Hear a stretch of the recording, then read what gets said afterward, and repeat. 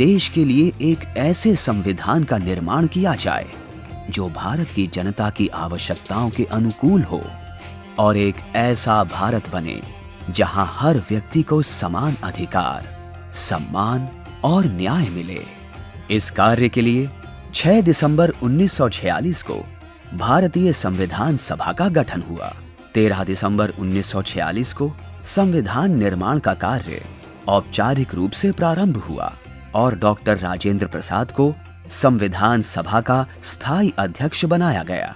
संविधान सभा का लक्ष्य था भारत को एक स्वतंत्र संप्रभु गणराज्य घोषित करना। संविधान सभा ने संविधान को विस्तृत और समावेशी बनाने के लिए 22 समितियों का गठन किया। इनमें से 8 प्रमुख समितियां थीं। संविधान सभा की प्रारूप समिति के अध्यक्ष डॉक्टर भीमराव अंबेडकर और महती सदस्यों के अथक परिश्रम के फल स्वरूप 26 नवंबर 1949 भारतीय इतिहास में एक स्वर्णिम दिन बन गया, क्योंकि इस दिन संविधान को सर्वसम्मति से अंगीकृत किया गया। डॉक्टर भीमराव अंबेडकर को संविधान निर्माता माना जाता है। उन्होंने संविधान सभा की प्रारूप समिति के अध्यक्ष के तौर पर संविधान की रूपरेखा तैयार की और संविधान में मौलिक अधिकारों, न्याय, स्वतंत्रता, समानता और पक्षपात रहित भाईचारे के सिद्धांत को शामिल करवाया। हमारे संविधान के निर्माण की प्रक्रिया में 26 नवंबर भारत के इतिहास का एक महत्वपूर्ण दिन है।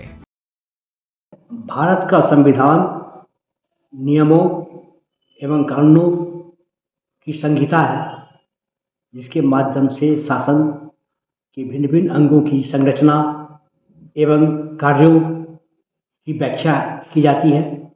ये शासन के मूलभूत सिद्धांतों का संकलन भी है। भारत का संविधान लागू होने के बाद अभी तक सफल रहा है। इसके माध्यम से हमने अपने प्रजातंत्र को, संसदीय प्रजातंत्र को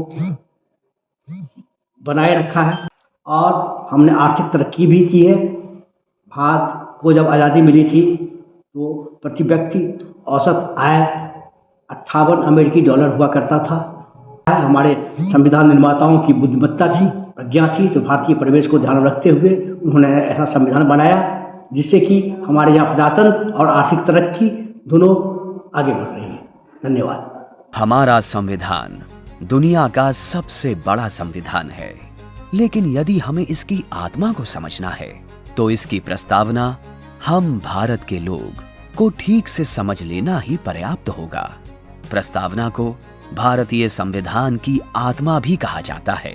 हमारा संविधान समाज के हर नागरिक को समान अवसर और अधिकार प्रदान करने हेतु संकल्पित है। संविधान ने स्वतंत्रता, समानता और न्याय के आदर्शों को भारतीय समाज में सुनिश्चित किया।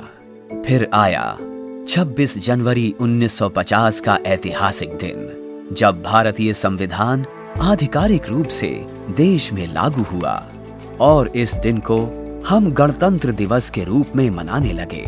ये वो दिन था जब भारत ने अपने संविधान को अपनाया और विश्व के सामने लोकतांत्रिक राष्ट्र के रूप में उभरा।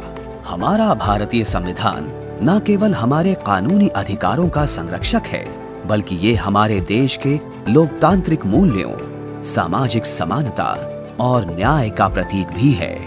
भारत का संविधान हर नागरिक के लिए समता, स्वतंत्रता और न्याय का दस्तावेज। तो आइए पूरे मनोयोग से मनाएं अपने संविधान का जन्मदिन। जानें अपने संविधान के बारे में, इसका करें सम्मान और इसके आदर्शों का पालन करें। जय हिंद, जय भारत।